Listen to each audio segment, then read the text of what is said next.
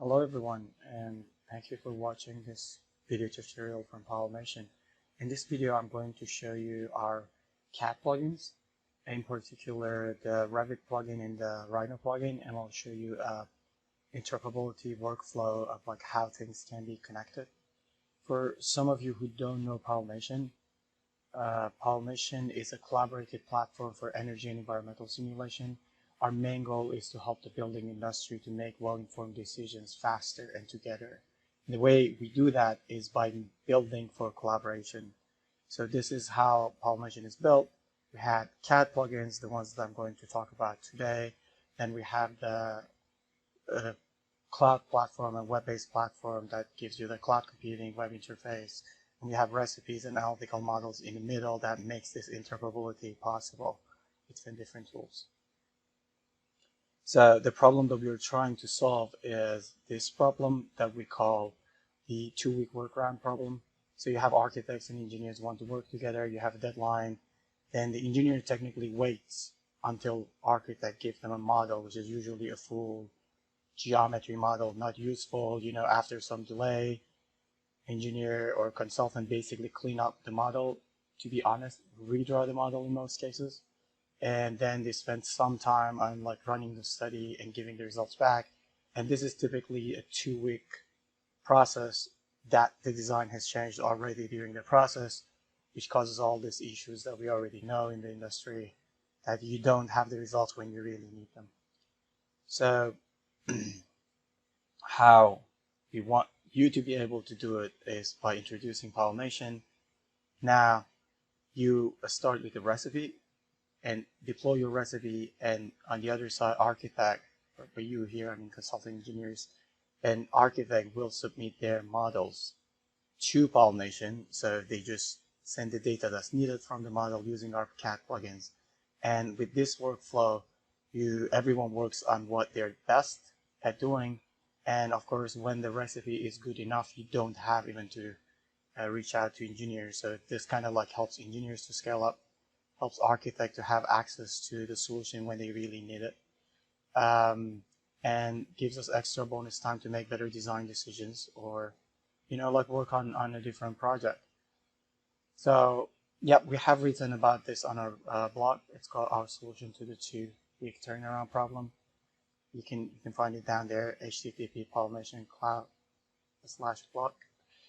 And the part that I'm going to talk about today is this, cleaning up the model or rebuilding the model, how we are trying to solve this with our CAD plugins.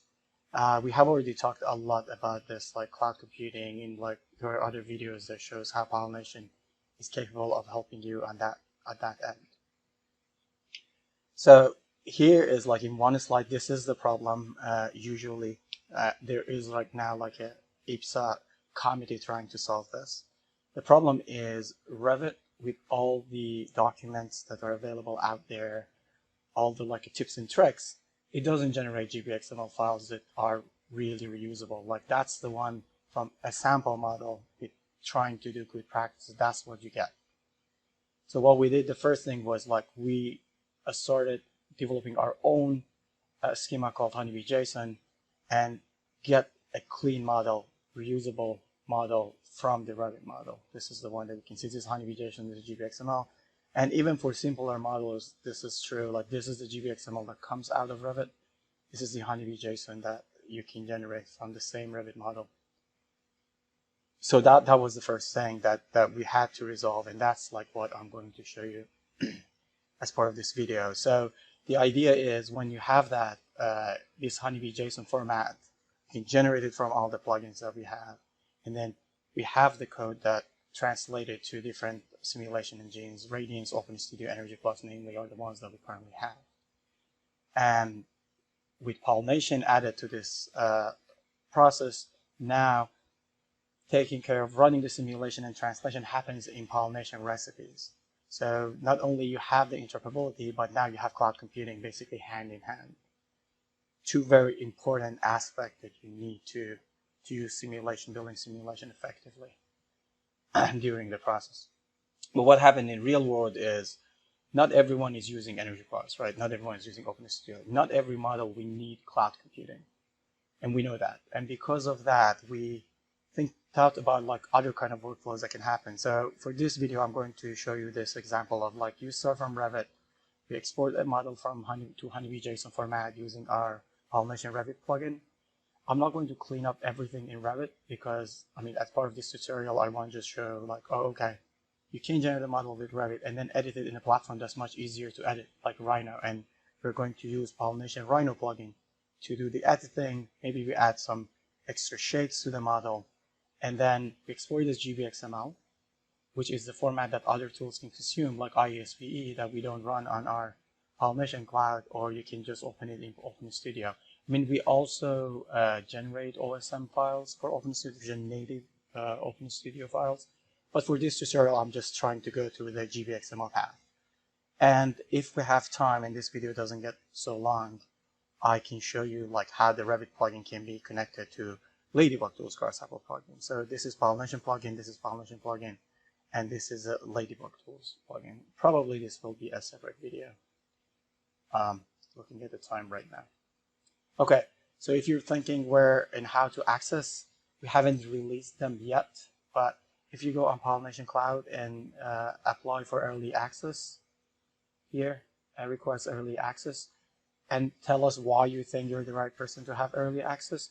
We are giving more and more early access every day. We already have about more than 100 people and companies on the platform.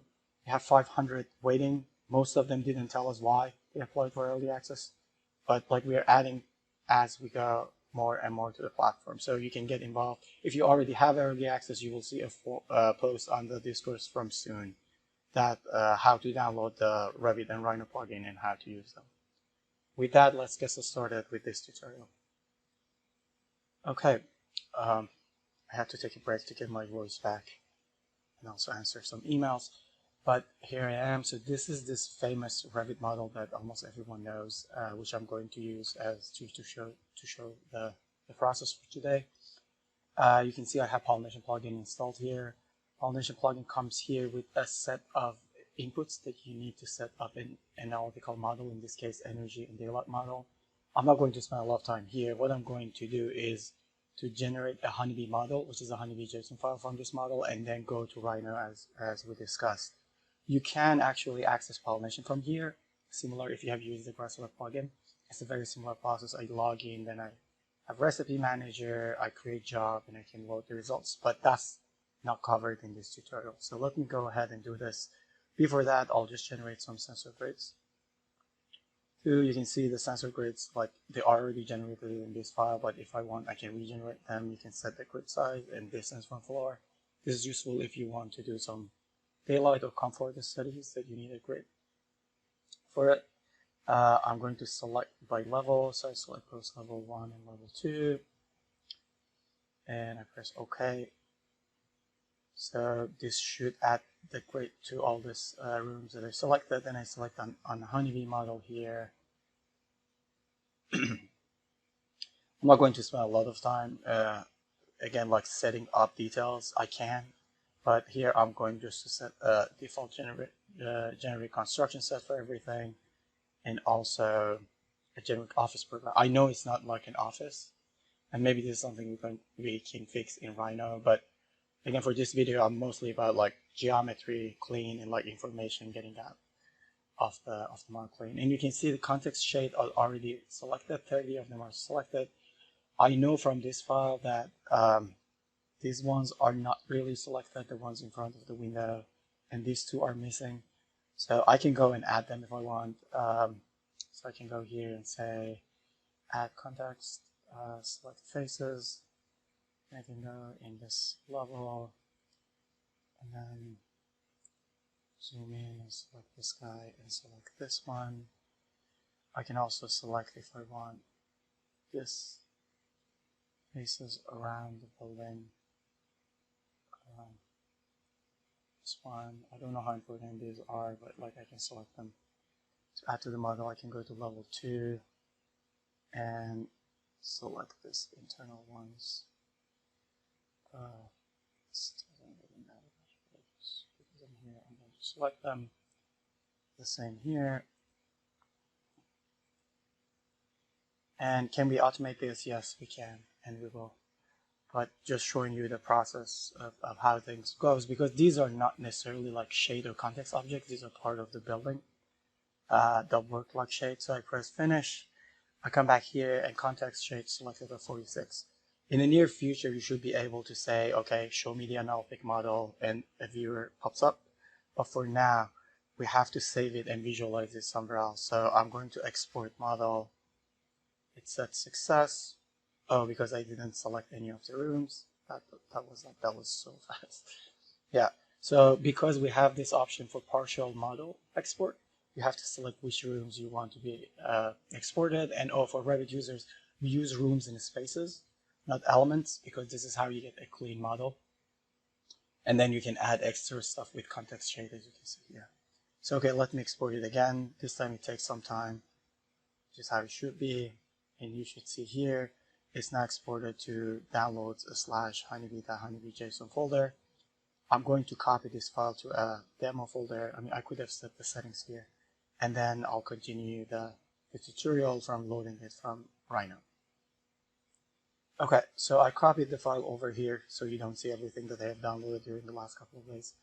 And let's go and open Rhino.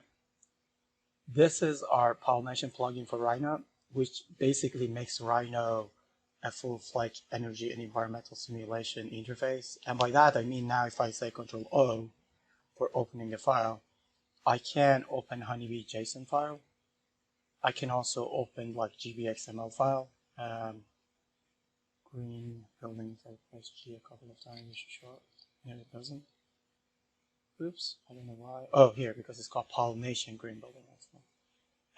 And we will support OSM and IDF, so you can just open them like native Rhino files. So for this one, let me do the honeybee model, honeybee.json. I copied the file here. Open.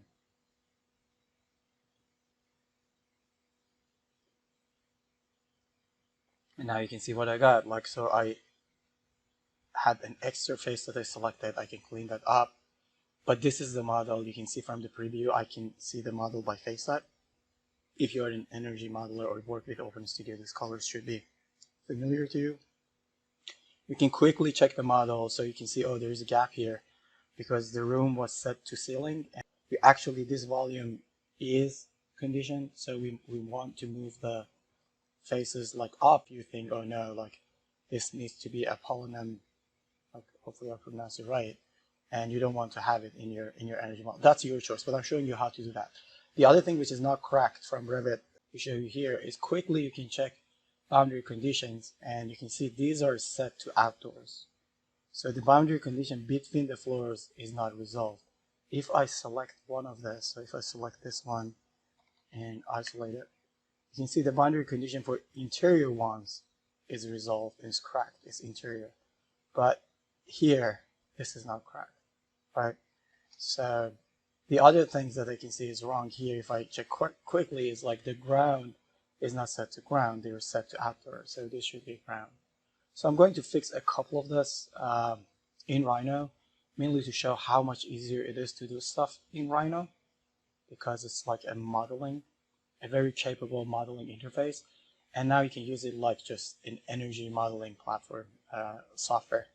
So the first thing is, let's say we want to create this shade here and remove that. So what I'm going to do, I'm going to duplicate those edges, or I can just say extrude curve, and then select this curve and that curve, and then extrude them back up to, I have planar, this one up to here. So you're probably thinking, oh, what happened? So what happened is this is still like I'm in wireframe mode, so you can't see it, but it is created. Now I can just change these extrusions to be pollination shade objects. So add building shades. Here you go. And now I got two shades. There, so I'm going to delete that. I can do some cleanup. You can see like this has like a distance from here. Again, you're in Rhino, so you can do things pretty quickly. You can say, oh, that was not what I really wanted, right? can move this here, I can move this there. If you're not an energy modeler and you haven't worked with energy modeling software and you're now thinking, okay, this is how it should be, the way you model stuff, you're right, but yeah, that's not the point here. Because doing this stuff in most of energy modeling software is really painful. So I'm now like moving edge here and moving this one also. Again, I don't have to, like, because of like, depending on the type of simulation, it's not that important. But I just wanted to show you how easy and quick it is to do that. Now, next step, I'm going to move this floors up and just connect them all the way to the top of this geometry. So the first thing I do, I select all the shade objects, Pollination select shade, and then I hide them.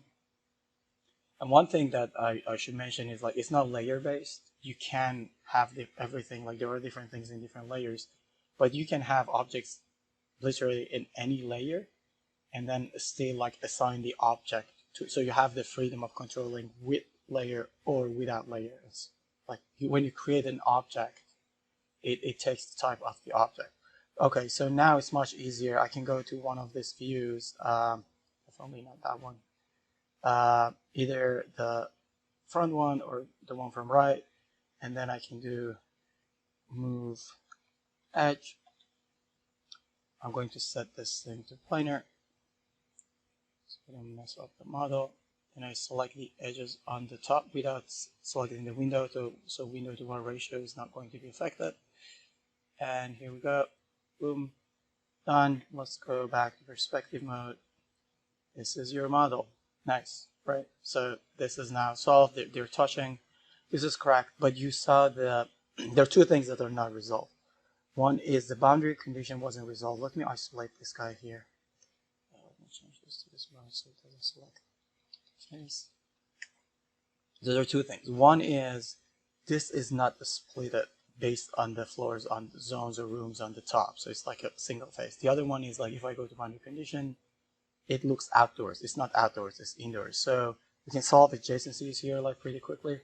So I'm going to show I want so reference shade is in different layer. These two I draw it, so I just change object layer. Okay, now I'm going to do solve adjacency, and I should also actually show you this one too. So you see here what happened. Like this is also not a split, and boundary condition, I'm pretty sure they're all outdoors, so not good. So if I go back here and show that room, I'm going to do it like you can do it all in one go, but I'm going to do it like in two steps to just show stuff. So like solve adjacency, select all these rooms, and boom, done. So what happened here that you didn't notice is this. It's not only solved adjacency, but it also splitted every single face that I had here. Now you can see boundary condition. If I select a single face from the model, like this one, and I go to properties, now you can see this is a roof ceiling and boundary condition is set to surface. And if I check the details for the object, even like you can see, it's like it knows it's next to a room and this is the face ID of the other room that is touching. So yeah, like this basically in one go, it does all those complexity for us and resolves it. So the part that's not solved yet is the one between this guy and this zone's next bit in this floor. And again, I do solve adjacency. And you saw, if you look correctly, this is already actually resolved. Here you go. So now these are interior faces, the split has happened, all the good things that you were looking for to prepare your model. Okay, there are other things I can do. I can draw a shade here, but because I already draw a shade there, I'm not going to do that. You just trust me, you can add shades quickly. The next step is, so I have one. Okay, let's move this shade not to come inside building. Move edge. And here you go. Okay, this is that. We can add another shade here. I think that's also important because it casts shadow on this building here. So I just do this. Again, this is a Rhino face, so I just change it to add building shade. I also changed the layer to be orphan shades, just to be clean. It doesn't matter for simulation.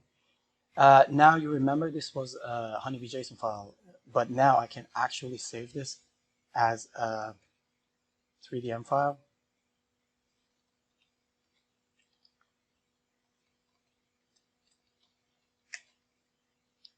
And now you can share this 3DM file with someone else who has Honeybee plugin, and it loads as an energy model. So just to show you what I mean is, if I go here and get like a new model in meters, open, so this is back to Rhino, and now I go back, and instead of opening the Honeybee JSON file, I'm going to open the Revit sample 3DM file which I just saved, and you will see this is now like a full model, like it has all those. It's a generic office. Oh, it didn't change this. Should I change it? Or yeah, you can change all this too, like, you know, like if this is an office and it should be residential, so I don't have it here, I can go add and then go here. There we have mid-rise apartment here, and then like we have 2013, we are adding 2016 and 19 shortly. OpenStudio team added it. I can clone and edit it if I want, or I can keep it like this. I can say okay. It says it's loaded. I say okay, okay. And this one is changed living room to mid-rise. I can go ahead and edit all of them, or I can select multiple and edit them together. But what I have found, especially for this workflow, a lot of people do this stuff in their software that they want to use, namely IES or OpenStudio. They have measures, they have Python scripts that does this for them. You can set it here, you can set it in Revit, remember, and because it's honeybee JSON, it will be imported correctly. So now that I have file ready here, I'll just save it as gbXML. So save as, it's this one before, so you can see it's like green building XML and Revit model gbXML. Save. Okay, do you want to save it? And it should save it here. So okay, now let's go to IES-VE and see like if you can import the model. Here's IES-VE, and you go under File, Import this BEM file section, and XML. So CAD, you can see this one that I set to XML is not accessible. They have options here, so you can say what validation you want to happen and like, you know, all those stuff. I just leave it as is and I say open. And then there are processes for like if you want to map spaces types to IES templates, like what means what. Let's say okay. And the one that you don't see, so it says like which ones do you want to import. I'm going to import everything here from thermal spaces. I'm going to import all the shades too. Next. I'm not going to go through this stuff for like thermal condition templates for this tutorial. And construction also, I think I'll just pass for now. So we can just get through this. Done. So it is imported, finish, and here you go. And if I go to this 3D viewer here, somewhere here, this one, you can see the model is imported and it's clean and it doesn't have like all those extra things that you don't want to have in your model. It's a model that you can really use for a chase. So if I want to go and see this room, that's one of the things on us, like we export the ID, not the not really the name when we export it, so it will be a little bit hard to know which one is what. Again, like that's something on our side to fix. But now you can see like every room in the model. So okay, this is the one that was like causing some issues before. Let's see how it looks like. Hello. Yep, there is one missing face, for example, here that I can see that we can go and work on. There is another one missing here, which is interesting. There is one here which didn't solve Adjacency correctly. Yeah, let's go back and see in our Rhino model what's going on. So isolate boundary condition. You can see the boundary condition is correct here, but when it's exported to IES, something magical happens and things gets messed up. So now let's go and try to do the same thing, but this time I'm going to do it with OpenStudio. Go here, File, Import gbXML, CAD. Oh, here's XML actually. Okay. XML, no, don't save it, just import new stuff. Here's the model, so let's go to geometry. This one is the geometry one. Here you go. In this case, it looks like things are fine. Surprise, surprise, hello gbXML. There might be ways to get the gbXML work with IES, and that's what we are trying to do before doing the release, and that's why we're working with IES and we have a license to test that. So that will be fixed. I hope like what I'm showing to you here just shows where we are in the process, where we are heading, and this is a great video to give us feedback. Let us know what are the things that you think are important from what you've seen. And this video has been long enough. I'm not going to do a grasshopper one. That will be another video, but let's just do this thing quickly and see if we can quickly check and see if those walls are actually exported correctly. So I'm going to turn off roofs here. Yep, and you can already see them. They're fine. Yeah, not every gbXML import is basically the same. That's what you're seeing here too, right? And that's a challenge, we know, but that's the format that all these other tools currently have, and we're doing like as much as we can to make sure like you get usable files right away, or like as usable as possible. So this is fully usable in OpenStudio. Everything is fine. But the same gbXML here goes to IES, and we get this. Did I put some settings wrong? Like that's something that we have to work out through and like figure out. But we didn't want to wait like until the last minute that everything is perfect. That will take some time, some work. If you have sample models that you want us to test, share it with us. If you have any comments, as I said, let us know. We'll be more than happy to address them. And I really hope this CAD tools with cloud computing, excuse me, eventually address this, what people call BIM to BEM issue, interoperability issue, so we can spend time really working on the energy models to get them right instead of redrawing every single face for an energy model or a daylighting model and so on. Okay, I hope you enjoyed watching this video, and looking forward to hear more and hear back from you guys. Take care. Bye.